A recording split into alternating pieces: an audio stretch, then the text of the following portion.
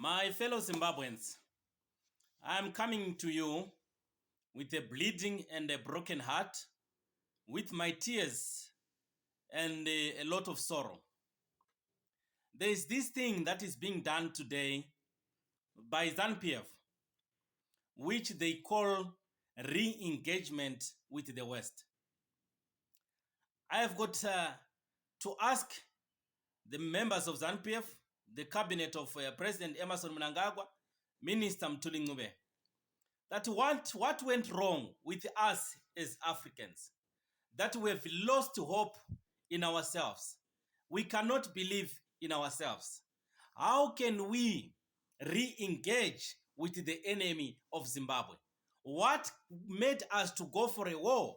Why did we die? What did we die for? By the way, let us define independence. I call it independence. Independence is when a country has got her own sovereignty, being able to produce her own medication, cure her own people. A country that is able to produce her own food and feed her people. A country that is able to develop her own laws, regulations, her own constitutions.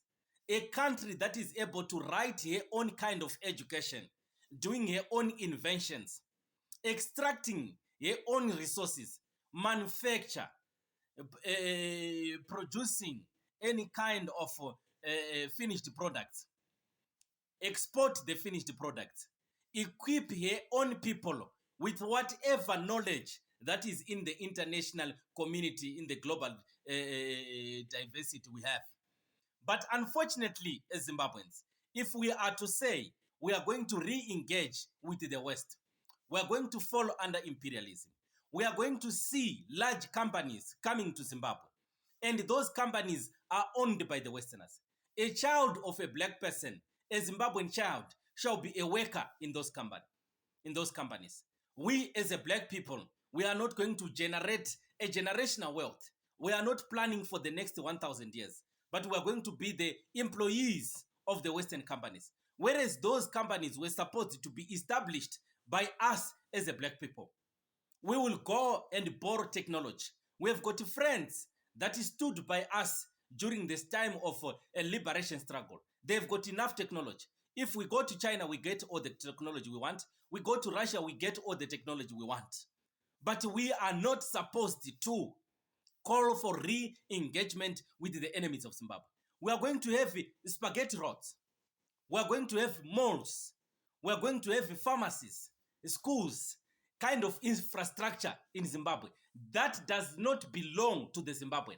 A kind of a development which was not done by the Zimbabweans. We are going to live under a borrowed economy by doing this kind of a re-engagement.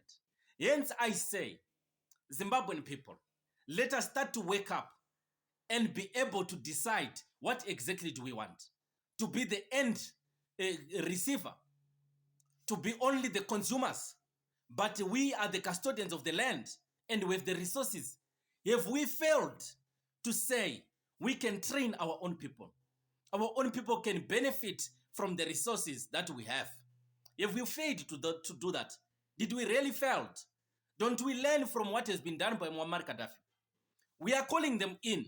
In the next 50 years, they will be owning the whole economy, like what they are doing in South Africa. Some of my fellow Zimbabweans will say me, no, things are going well in South Africa. Look at South Africa. But the black people of South Africa does not own any economy. It is owned by a foreigner. Is this really what we want to do as the Zimbabwean people? Is this really the future we want to see? When they come here, they come with their companies that are going to exploit Africa for the next 200 years. Are we not supposed to think for the next 200 years? Are we not supposed to say we want to create a generational wealth? We just want to be the workers, forwarding our CVs from our own resources. Is this really what we want? My fellow Zimbabweans, try and